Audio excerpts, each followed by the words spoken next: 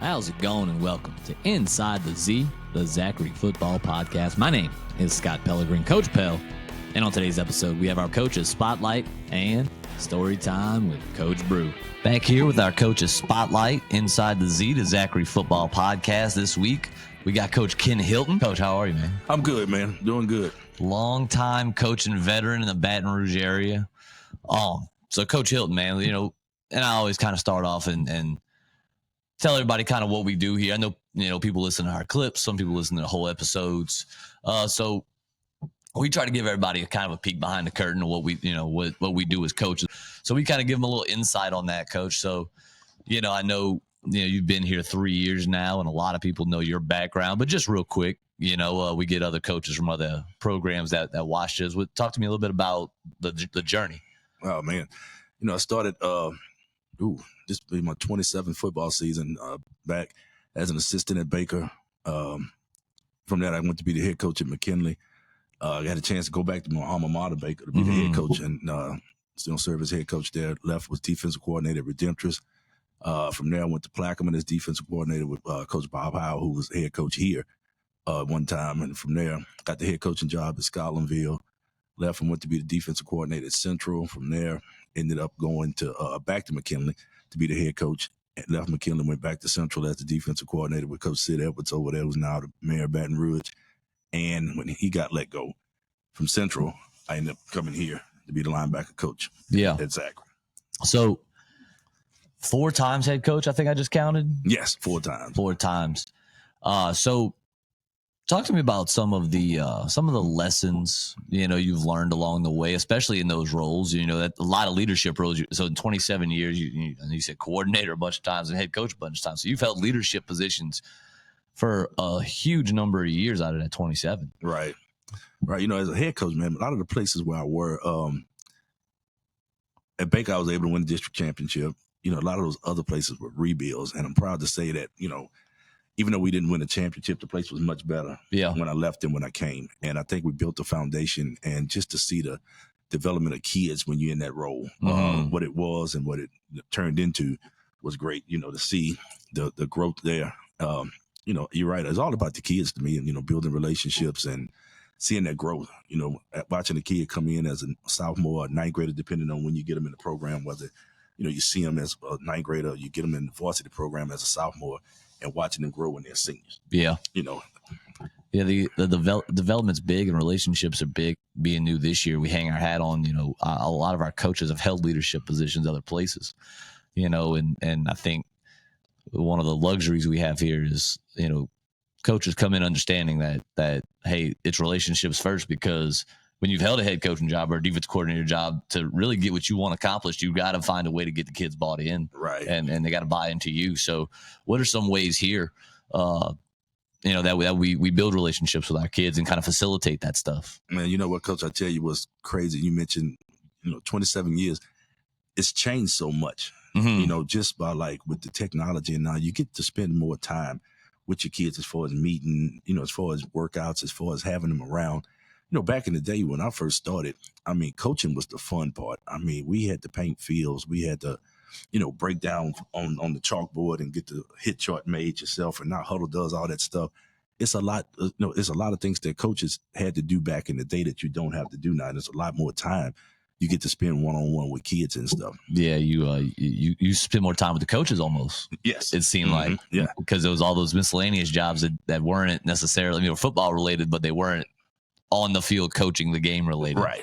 Yeah, absolutely. I guess it goes back and forth both ways, because I remember when I was a head coach and we had to paint the game field. That was one of the big things. And, we used to get kids out involved with that and help us out. And, they kind of took pride in it and doing this and that and everything. So, but it's just, it's changed so much.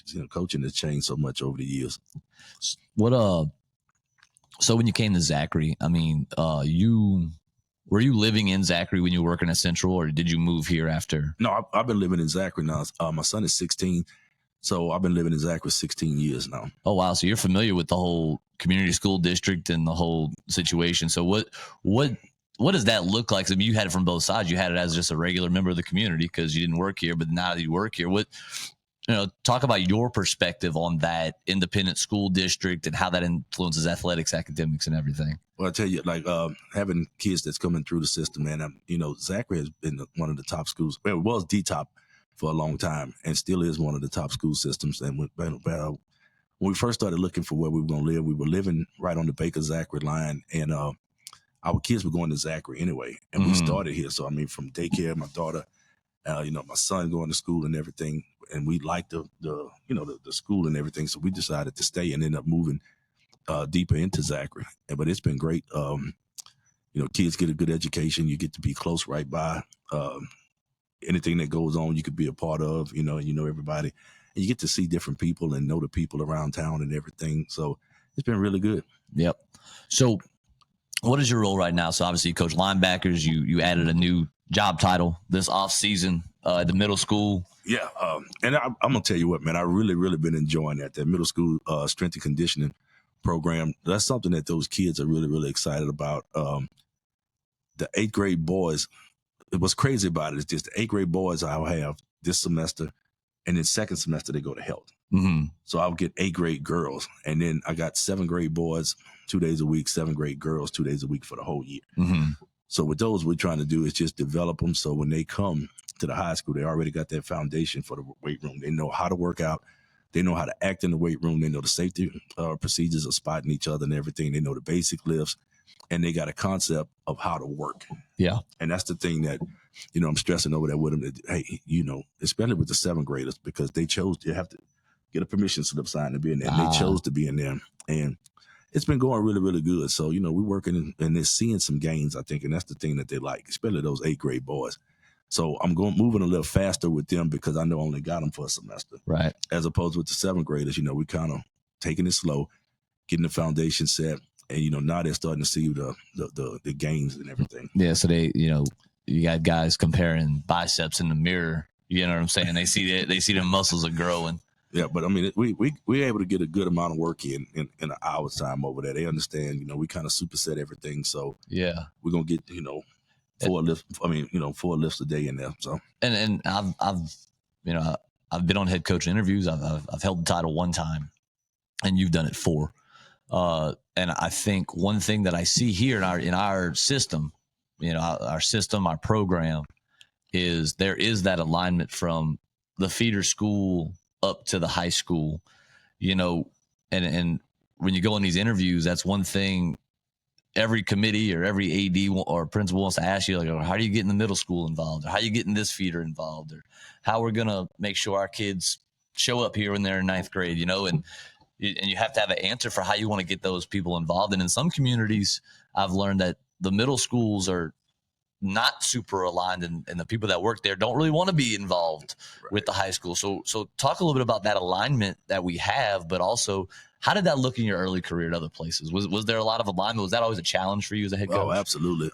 In EBR, it was really, really a challenge because you can go basically wherever you want to go. Kids come from all over. Kids come from all over, and there really was no alignment. So the best thing you could do there was kind of like, hey, you go be seen. Let your program be seen, let be out in the community, let good things be said about your program and everything. But here, having your own middle school, and you still gotta have that alignment because you don't want anybody from the outside to come in and try to pluck anybody that you have. But you're right. I mean, from the youth league programs to the middle school to the high school, to the 9th grade level. I mean, there's a great alignment. And that's the reason why, like over there, I get a chance to see those kids daily, know who they are. See them on campus, make sure that, kind of just kind of talk to them and get them going, teaching them how to be respectful, man, just how to say hello in the morning to your teachers and everything. Right.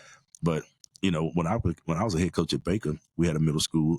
Independent district helped that because Baker has an independent district. But that was a big thing. But like here, it is great having that alignment. So, obviously we played Central last week, played them to a tough ending 4-quarter football game. It came down to the last couple of possessions. Like, when you play good teams, typically that has a chance to happen, and I was kind of joking, from a fan out there is like, oh my God, it was a great game. It was 30 something to 30 something. And coaches, we don't think like that. Right. We're more of, we're looking at those 1 or 2 or 3 plays that could have made the huge difference and tipped the scale the other way. But going, you worked at Central twice. You held leadership positions. You worked with legendary Coach Sid Edwards over there. Was there any, nostalgia or any memories that came flooding back when we're staring across the field to an opponent that of a place you used to be? Well, I'm going to say this, man. When I first went to Central as the defensive coordinator with Sid, David Semino was the offensive coordinator. I got a chance to work with him. He was the offensive coordinator. I was the defensive coordinator. And, a hardworking guy. I mean, blue collar. And, they do a good job getting after. When I went back the second time to be the defensive coordinator, Zach Morris was the offensive coordinator, who's the offensive coordinator for Central Knox. And not to mention Hunter Edgens and Justin Hutchison. I'm missing somebody. Oh, Greg Morris. All those guys that were coaching over there. I've actually coached with those guys. Yeah. And they were all good guys, man, hardworking guys, and they do a good job. So as we kind of wrap up, talk to me about kind of the rest of our season and what that looks like for us, because obviously we're trying to go another month and a half here. We're trying to go another 5-6 weeks to cash it all in. And what are some of the things that we'll have to do as far as whether it be on our side of the ball, in your position group, just, some of the things that, or in general, what does it take to play those extra games? Because you've been there before. So what does it take to, just from a team mentality, to have to get there? Man, this is the time of year, you really, really get excited because, it's playoff time. Yeah. And you know that when you go to playoff time, that every week that number is shrinking down. So what we got to do is just keep the main thing. Stay focused, and learn from those mistakes that we made in the past that cost us those games, and try not to have those things happen again. We were talking about that the other night while we had a little get together with my position group at one of the players' house. And I was just telling them, and enjoy it, embrace it. Don't look at it as a bigger game. It's still a game. It's just the next one. It's the next one. Go play it. Go have fun. And like I say, go get after it. And the thing I try to stress to them, man, you work hard and you prepare when the game time comes. Just go cut loose and have fun and go get after it. You make a mistake, make it full speed. We'll correct it on the sideline and live to see another day. Final thoughts, Coach. Advice to young guys trying to ascend the ladder, trying to get to those leadership spots that you've held all these years. Man, just take your time and do you and do the right thing. Don't try to move above somebody, that in other words, mow your own grass, as I always say, do what you're supposed to do in your role and do it the best you can, and let that, lead you to the next step. Don't try to cut anybody down to get ahead and all that stuff. That doesn't work. Just do what you need to do to be successful and be the best you could be at what you're doing, and let that speak for you. Awesome. Coach Ken Hilton, man, we appreciate the time. Thank you. School's about to start, so we're going to get out of here. But, man, thank you for coming on the show. Man, thank you. All right. Finally back with our main event, Inside the Z, the Zachary Football Podcast. Took a few-week hiatus there in the middle while we got the schedule kind of switched around a little bit. Went from morning to afternoon. Had a few big games in between. But, as always, story time with Coach Brew. Coach Brew, welcome. Thank you. Appreciate it. Appreciate you having me on, man. So the topic I think we're going to tackle this week, man, we're going to, it's getting to be the end of the regular season. Obviously, it's week 10. A lot of teams in the state, their season will continue regardless of the outcome of this week. It's just a matter of where they fall. Right. Will they be at home? Will they be on the road? District titles are on the line. All kinds of implications in week 10. So the topic we're going to tackle is burnout, staying fresh, whether that means, with you personally, with the coaching staff, with the team. So talk a little bit about this time of year and what that looks like as far as kind of catching that second wind. That's a great topic to talk about because, everybody, you just get so jazzed up for the season, during the summertime, everybody's all excited, the first game of the year, everything's going nuts at the beginning. And then, you get this long drawn out 10-week season, and then hopefully you got another 5-week season after that, as far as the postseason is concerned. So I don't know whether a lot of people address that or actually talk about it, early on. I know we do. I know, talking with our kids through the course of the springtime, just the off season in general, and then, summer and camp and all that stuff. We talk a lot about preparing ourselves for a 15-week season, right? Not a 10-week season, a 15-week season. And if you really think about it, when you start adding in the scrimmage and the jamboree, and now you're really talking about a 17-week season. If you make it all the way through, that's a long, long time, right? So our training, the physical training, and the mental training that goes into preparation for a season has got to include all that. Like if a kid is only conditioning themselves mentally and physically for a 10-week season, well, hopefully after 10 weeks, you're only, 2/3 of the way through the whole thing. And so I think that's something that we try to talk about. I know that I talk a lot about it with our staff as far as what you have going on. Early on in the season, you're full blown into the football season, right? Oh, yeah. But as the season goes on, you've got things that, need to be done around your house. You got errands that you got to run. You got, hopefully, as long as the season goes on, sometimes you're getting ready for the holiday season. Your wife needs you to do all kinds of things, whatever. So when we do some of the things that we do from a time standpoint, the management standpoint, that's the reason why, right? I mean, like when we practice, early on a Thursday morning, it's twofold. One, it's to get the kids in and out, and then give them an opportunity to go be a teenager a little bit on a Thursday afternoon when they get finished school. But for coaches as well, coaches need time to do the things that they got to do. Brief time out for the morning announcements. Another day at the high school, baby. But you're talking about some of those, your home life doesn't stop whenever, just because it's football season. There's still grass to cut, and like you said, preparing for holidays. And one of the things I kind of think of too is football season.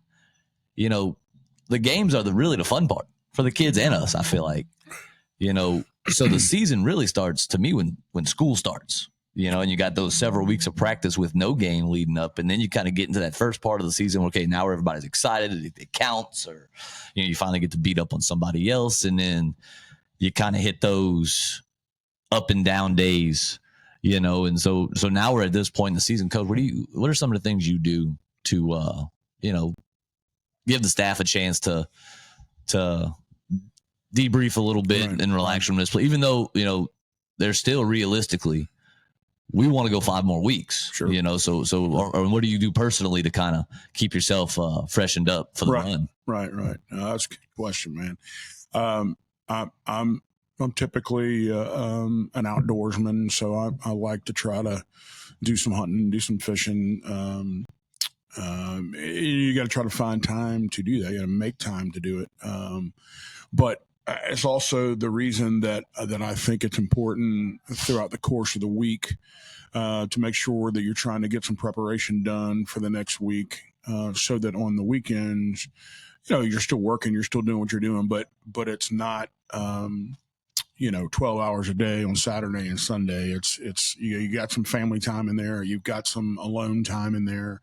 I'm very thankful. My wife understands me as far as how I decompress. I decompress by going to work at my camp. I like to go try and just, build deer stands or work on duck blinds or whatever. And that helps me decompress a little bit on the weekends. Maybe one day every couple of weeks I'll get a chance to go do that. And that's pretty important. As far as the rest of the staff is concerned, there's a lot of football guys, not just on our staff, but a lot of football guys out there that their hobby is football, right? Yeah. Man. And, when I talk to those guys, I not that my way is the end all be all, but I certainly try to encourage them to have something that they can kind of escape to a little bit, and just try to get their mind off of it a little bit, because if not, it absolutely will consume you. And some people say, well, that's what it needs to be. You need to be consumed by it to be the best. Well, I don't particularly agree with that. But I'll also say this. Yeah, you can do that for 5, 6, 7, 8 weeks. You can, right? But at some point, you've got to decompress a little bit. You've got to kind of try to relax yourself a little bit, and in my opinion, get involved with something that you enjoy. But just if anything else, just take your mind off of it for a little while. Yeah. You're still going to think about it while you're out there doing whatever it is you're doing, but you're not totally consumed with it the way that we traditionally are. And human nature will take over at some point. You're going to wear out. You're going to wear out, Right. whether it be mentally or physically or what have you. So you got to have something that where you could, put it down for a few minutes, knowing you're going to pick it right back up. But I think a lot of guys feel guilty. They feel like, oh, if I'm not working, somebody else is working harder. Right. Or what have you. Sure. And you got to work. What is the old adage about working smarter, not harder? Yeah. If you break down film better with your 2-year-old sitting on your lap, I'm good with that, man. Just have it broken down, Right. I'm good with it. I'll tell you, I will say this, Coach. There is no greater feeling than playing on the last week of the season on a semi-full tank of gas. Yeah. Right. It's whether it's your team is healthy or your staff feels you're already going to get that extra rejuvenation because it's week 15. They're juiced up already. Adrenaline is rolling, but it's not fake energy. I mean, you really, really feel good and you're ready to go. Well, that's nice. And we've been able to experience that a bunch of times where, most of the time when the season ends, like, oh man, everybody just like, thank goodness, get a little break. But, there's times where we've won state titles in week 15 and we weren't ready for it to be over with. You know, we still had gas in the tank and felt good about where we were and how we felt. So, the following week after that, we're back at school. And the next thing you know, there's coaches hanging around after school, just hanging out, talking and everything. And I'm like, what the hell are y'all doing? Go home. You know what I mean? Like you got a little time now. I imagine it's a whole lot more fun to do all the postseason wrap up, cleaning up equipment, locker room, the offices, and whatever. You won the whole thing. Fun. So much fun. Yeah. Unlike trying to clean up in round 2, it's like, man, this sucks. Yes, it does. And what about practice habits? As far as, I guess, this one's a little more football related, keeping the team fresh, or even if you don't want to divulge what we do, but how do you, just the approach with the kids of, hey, understand that, because you say you talk about it a lot, understand that there's still a month and a half to go. Right. If we do this the right way. Sure. Well, I mean, like you saw it this week when we came in for the first practice day of the week, I said, hey, listen, we're gonna scale this back just a little bit. We had a long one, the tough 4-quarter game on Thursday night of last week. And so I thought it was important to make sure that we came out and made sure that by the time we got to our second full work day, that our legs were completely back under us, so we went, instead of a, 18, 20 period practice, I think we went 8 or 10 that first day. And it was just, to get some special team stuff taken care of for the week, to get some, get some install stuff done, but kind of got away from the violent tackling and got away from a ton of endo stuff. It was more along the lines of some install with some group and team stuff. And I think sometimes you have to do that every now and then, but you got to be able to judge where your football team is physically. We happen to close the season with a couple of hammers, with Central and then Catholic back to back. And so, this season has been a little different as far as what our district has posed.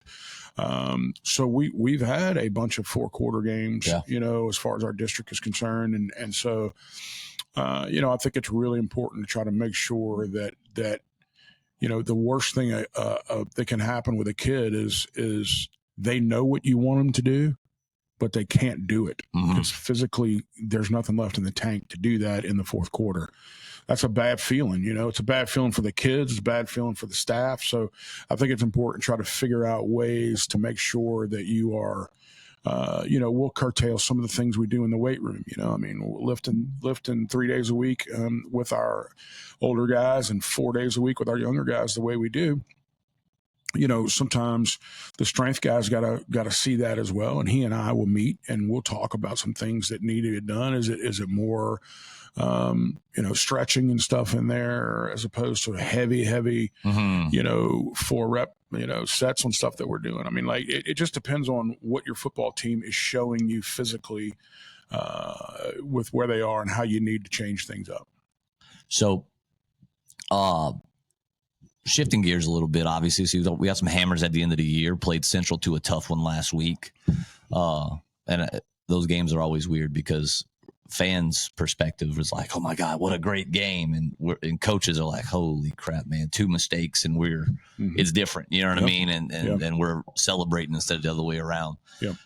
But we got Catholic High this week. Obviously, you're a Catholic High alum, Catholic High Hall of Famer. Right. So I guess I'll ask you what I asked Zito back in week 1.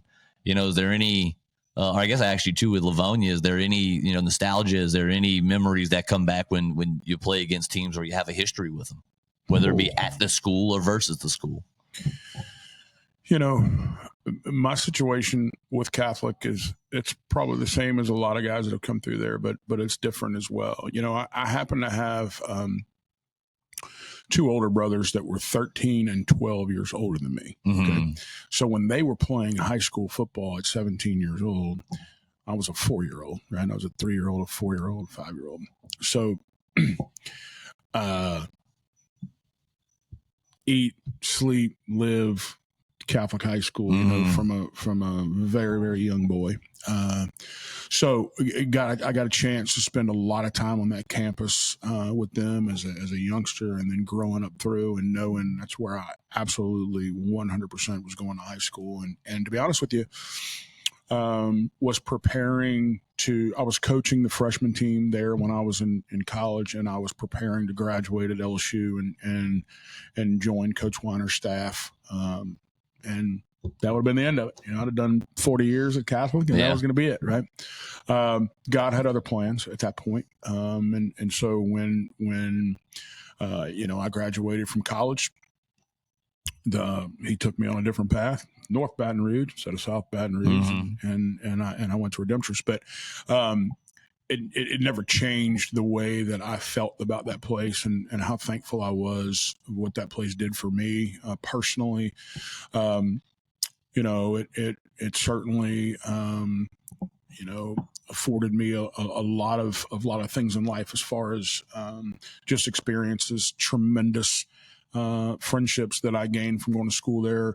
Had tremendous mentors of people that were my teachers and my coaches there that formulated and shaped who I became as I grew older. I can promise you there was, I'm sure there was quite a large laughter session in the teacher's lounge the first time that it came out that David Brewerton was going into education. I'm sure that was an interesting little conversation that those teachers probably had. But no, on a serious note, that place is awfully special to me. And then of course, I went there 30 years ago, whatever. And then to get inducted into their Hall of Fame this past year was certainly very special. And obviously I had family members that came in from all over the country to go to that. And it was just an awesome experience. And just a first-class organization and what they try to do. And then you line up against their football team year after year after year. And people ask me all the time, what's it like coaching against, your alma mater and everything? And, you see the orange and black, you see the C on the helmet.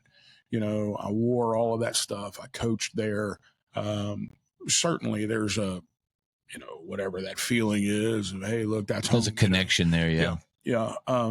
But also, what you're going to get from them year in and year out. Really well coached, stable program that kids that love to compete and kids that love to win, and that you're going to get a really, really good football team to play against every year that you do. And so I think from a coaching standpoint, that challenge does a lot for you. That you have to be your best. That your kids have to be prepared to the nth degree to get to play against those guys and have any success.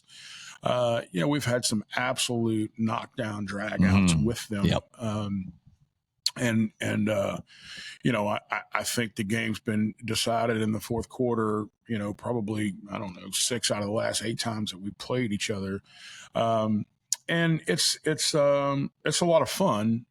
It's draining, because you have to be super sharp in what you're trying to do, and executing the game plan and making sure you're calling a great game. And in my case, making sure I'm trying to manage the game as well as I possibly can. Not that we don't try to do that every single week, but that the margin for error is much smaller when you're lined up against a team like that, and it won't be any different. And program wise, isn't that a goal? And I think,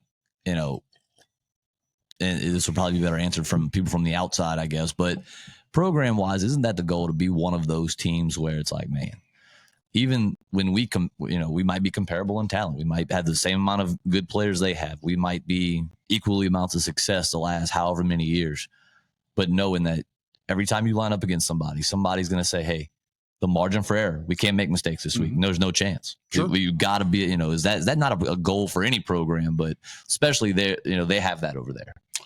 You're absolutely correct, Coach. Everything you just said is 100% spot on.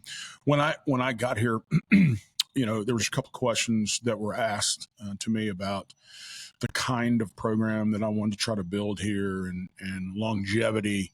How was that going to look? And I used Catholic as an example. It's funny to me how year in and year out they begin the season and you start hearing names that you haven't heard before. And you're like, who is that? What? Oh, he's just a senior that, now it's his time to go, right? Or this guy or that guy or this guy. I laugh and say, the names on the back of the jerseys change every year, but it still looks like the exact same football team year in and year out. Very well coached, and they execute really well and all this kinds of thing. So now we are at a point where every year on that fence over there behind the home side, we have the senior posters that are up. So now every year there's 35 senior posters up there, right? 35, 38, 33, somewhere in that number. And so what's starting to take place here now is if you're a sophomore and you're playing on Friday nights, you're a pretty special talent. Yeah. Or we just happen to be really, really low on depth at that particular position, but that doesn't traditionally happen very often. So what's happening now is, kids are coming through the program and boy, you can see when the light switch goes off, their junior year, their senior year, whatever, and they're ready to step in and play. We've got a bunch of guys now that are first time starters as seniors, and it's awesome to see, but you're still, you still have, your special ones that can come in and play early. I'm not trying to say we don't have that, because we do, but I think that's when you look at a program and really try to figure out how to define it, why is it successful? That's something that they've lived on for a really, really long time, just buying into what their program philosophy is. And can't wait for the day that you get a chance to go out there and be the guy. And they're ready when they get that chance. Yes, they are. Yes, they are. Yes, they are. And that's always been something that I've been impressed with over there. And of course, Dale Weiner started that a long, long time ago, and it's kind of matriculated into something that's a big time juggernaut now in Louisiana football. They're always in the top 5. And they should be, like year after year, they're winning a lot of football games. They're playing deep into the playoffs every year. And I think that's what any program across the state, aspires to be at some point. Well, should be a good one on Thursday. I know people have it kind of circled as far as it's a game to watch because, like you said, it's always tight. Other coaches are always interested in seeing what that score is after their game goes final, or if they're playing Friday. I know that was me a few years back. Y'all played on Thursday, and I watched it because I was like, this is going to be a good one. Right. You want to see what that looks like, those two teams. So, yeah. Well, I'm tell you what, I'm excited about the fact that we're going to go full, change, and we're going wing T on offense now, and I'm really excited about that. And Yep, change your game plan. Right, the hay is not in the barn yet. Not in the barn by a long shot. Coach, thanks again for the time. Did it a little early today, but I appreciate it, man. Thank you. Absolutely. Thank you, man. Enjoyed it as always. That's a wrap for today's show. Thank you for tuning in to Inside the Z, the Zachary Football Podcast. New episodes drop every Wednesday. Don't forget, like and subscribe.